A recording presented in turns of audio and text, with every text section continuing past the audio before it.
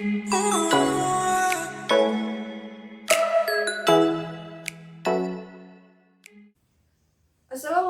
warahmatullahi wabarakatuh. Halo teman-teman semua, apa kabar kalian? Semoga dalam keadaan yang baik dan dalam keadaan yang sehat selalu. Perkenalkan, saya Husnul Khotimah. Saya mahasiswi dari Program Studi Teknologi Hasil Perikanan Fakultas Pertanian Universitas Sriwijaya tahun angkatan 2021. Pada kali ini, saya akan melakukan analisis terhadap salah satu kasus yang menjadi pelanggaran Pancasila, yang kasus ini terjadi di negara kita, yaitu negara Indonesia. Pada kesempatan ini, saya akan melakukan analisis ataupun pembahasan tentang kasus pelecehan seksual yang dialami oleh salah satu mahasiswi Hubungan Internasional FISIP Universitas Riau tahun angkatan 2018, yang dimana terdakwa atas pelaku pelecehan seksual tersebut yang merupakan salah satu dosen serta dekan FISIP Universitas Riau. Kasus pelecehan seksual ini terjadi pada hari Rabu tanggal 27 Oktober 2021 sekitar pukul 12.30 WIB. Terjadi di dalam ruangan kerja pelaku ataupun ruangan kerja dekan UNRI.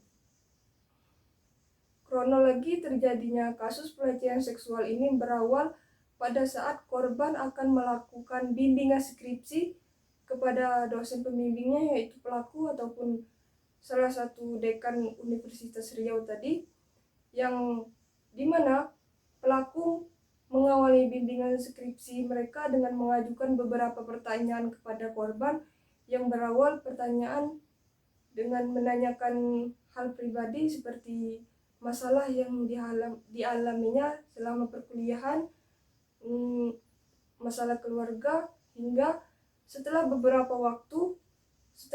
pertanyaan yang diajukan, maka pelaku secara langsung memberikan ucapan yang telah dianggap di luar dari konteks bimbingan skripsi ataupun dalam konteks perkuliahan, yaitu pelaku mengatakan I love you kepada korban, yang dimana setelah pelaku mengatakan kata tersebut, maka si korban langsung ingin meninggalkan ruangan tersebut, namun korban ditahan pelaku dengan memegang pundak korban dan pelaku melakukan pelecehan seksual terhadap korban.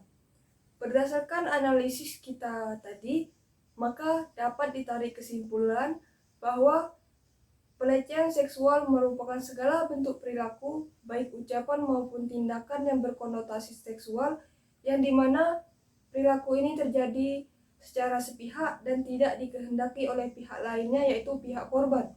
Pelecehan seksual ini dapat berbentuk ucapan, visual, maupun tindakan, dan dapat terjadi di mana saja, seperti di rumah, di sekolah, di kampus, di tempat kerja, ataupun di kantor, di tempat umum, maupun di mobil ataupun di bus.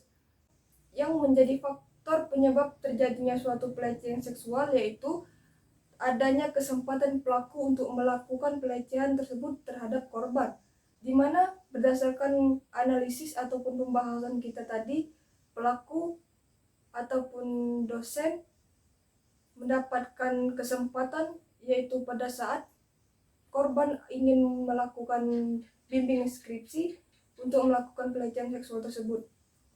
Apa dampak yang dapat terjadi kepada korban? Dapat kita ketahui, dampak yang terjadi kepada korban suatu pelecehan seksual yaitu berdampak pada psikologis korban, di mana korban akan mengalami trauma, akan mengalami takut, akan mengalami malu, dan dapat mengucilkan diri dari orang banyak, dapat terjadinya suatu gangguan kejiwaan ataupun gila, dan beberapa korban lainnya ada yang sampai melakukan bunuh diri. Dapat kita ketahui bahwa pelecehan seksual merupakan kasus pelanggaran Pancasila, yang dimana Pancasila merupakan pandangan hidup bermasyarakat bangsa Indonesia, dasar bangsa Indonesia, dasar sistem etika bangsa Indonesia, serta Pancasila sebagai dasar kehidupan sehari-hari. Pancasila memiliki 5 sila, yaitu ketuhanan yang Maha Esa, kemanusiaan yang adil dan beradab, persatuan Indonesia, kerakyatan yang dipimpin oleh hikmat kebijaksanaan dalam permusyawaratan dan perwakilan, serta keadilan sosial bagi seluruh rakyat Indonesia. Termasuk pelanggaran sila keberapakah pelecehan seksual tersebut? Mari kita bahas. Pelecehan seksual merupakan pelanggaran terhadap sila pertama, sila kedua, serta sila kelima. Mengapa sila pertama? Sila pertama merupakan ketuhanan yang Maha Esa, yang dimana segala bentuk tindakan harus berdasarkan aturan dari Tuhan, harus melaksanakan aturan dari Tuhan dan menjauhi larangan-larangan dari Tuhan. Yang dimana bangsa Indonesia memiliki 6 agama. Dari ke-6 agama tersebut, tidak ada agama yang menghalalkan ataupun mengizinkan terjadinya pelecehan seksual ataupun yang sering disebut sebagai zina. Maka dapat kita simpulkan bahwa pelecehan seksual merupakan salah satu pelanggaran dari sila pertama. Selanjutnya, sila kedua, yaitu kemanusiaan yang adil dan beradab. Yang dapat berarti sesama manusia harus saling menghormati, harus saling menghargai, harus saling menjunjung derajat manusia, dan harus saling hidup berdampingan. Pelecehan seksual ini dapat terjadi karena tidak adanya sikap saling menghormati, tidak adanya sikap saling menghargai dari pelaku kepada korban. Maka pelecehan seksual merupakan pelanggaran dari sila kedua. Yang selanjutnya, sila kelima, yaitu keadilan sosial bagi seluruh rakyat Indonesia. Keadilan sosial, maka harus adil sesama manusia.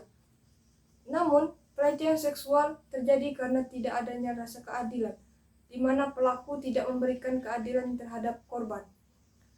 Selain pelanggaran dari Pancasila, pelecehan seksual merupakan pelanggaran dari hak asasi manusia, yang dimana hak asasi manusia yaitu hak atas rasa aman dan hak kesejahteraan, di mana pelaku melakukan pelecehan seksual terhadap korban yang dapat menyebabkan korban akan merasakan tidak adanya keamanan, tidak adanya rasa aman, dan akan selalu menjadi takut.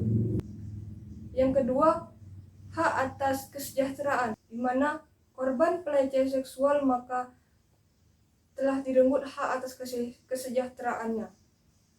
Selain pelanggaran Pancasila dan pelanggaran hak asasi manusia, pelecehan seksual juga merupakan pelanggaran dari norma-norma yang ada di Indonesia, yaitu norma agama, norma kesusilaan, norma kesopanan, dan norma hukum. Nah, mengapa norma agama? Sama halnya dengan Pancasila sila pertama, yaitu ketuhanan yang Maha Esa, norma agama juga mengatur tentang perilaku yang merupakan aturan dari Tuhan ataupun larangan yang berasal dari Tuhan, yang dimana bangsa Indonesia memiliki 6 agama, namun tidak ada satupun agama yang memperbolehkan terjadinya suatu tindakan pelecehan seksual ataupun tindakan zina. Maka di sini pelecehan seksual merupakan pelanggaran dari norma agama. Yang kedua, norma kesusilaan. Norma kesusilaan mengatur tentang cara berperilaku setiap manusia yang berasal dari hati nurani. Namun, mengapa pelecehan seksual termasuk pelanggaran norma kesusilaan? Karena pelaku tidak menggunakan hati nuraninya sehingga dapat melakukan pelecehan seksual terhadap korban. Yang ketiga, yaitu norma kesopanan, di mana pelaku tidak menghormati atau tidak memberikan atau tidak sopan terhadap korban sehingga dapat melakukan suatu tindakan pelecehan. Yang terakhir yaitu norma hukum, di mana Indonesia telah mengatur tentang pelanggaran kesusilaan, yaitu pelanggaran pelecehan seksual, maka dapat dikenakan beberapa sanksi yang terhadap pelaku. Setelah kita membahas ataupun menganalisis kasus pelanggaran Pancasila tadi, maka ada beberapa faktor ataupun cara yang dapat kita lakukan untuk mencegah terjadinya suatu pelecehan seksual, yang dimana kita sebagai warga negara Indonesia harus memahami dan menerapkan di kehidupan kita sehari-hari arti penting Pancasila sebagai dasar negara Indonesia, harus menerapkan Pancasila sebagai sistem etika, harus menerapkan Pancasila sebagai paradigma hidup bermasyarakat, serta harus menerapkan dan memahami Pancasila sebagai dasar kehidupan kita sehari-hari. Setelah itu, apa yang dapat kita lakukan sebagai perempuan untuk mencegah terjadinya suatu pelecehan seksual terhadap kita sebagai perempuan? Kita dapat melakukan beberapa cara, yaitu yang pertama, berpakaian yang sopan dan rapi. Mengapa berpakaian yang sopan dan rapi? Karena banyak sekali kasus pelecehan seksual yang terjadi di luar sana disebabkan karena korbanlah yang menyebabkan pelaku berinisiatif atau timbul pemikiran untuk melakukan suatu tindakan pelecehan. Yang kedua yaitu hindari suatu keadaan yang sekiranya dapat pelaku gunakan untuk melakukan pelecehan seksual.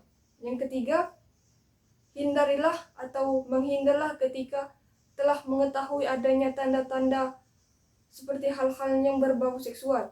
Dan yang keempat, harus bersikap tegas dan berani. Kita sebagai wanita harus tegas terhadap hidup kita, harus berani membela diri kita, harus berani mempertahankan kehormatan kita, harus berani mempertahankan kehidupan kita, karena setiap manusia itu, setiap perempuan itu berharga. Semoga pembahasan ini dapat bermanfaat bagi kita semua, dapat mencegah ataupun mengurangi terjadinya tindakan pelanggaran Pancasila seperti pelecehan seksual. Jika ada kesalahan dari kata ataupun tindakan, saya mohon maaf. Saya Husnul Khotimah pamit undur diri. Wassalamualaikum warahmatullahi wabarakatuh.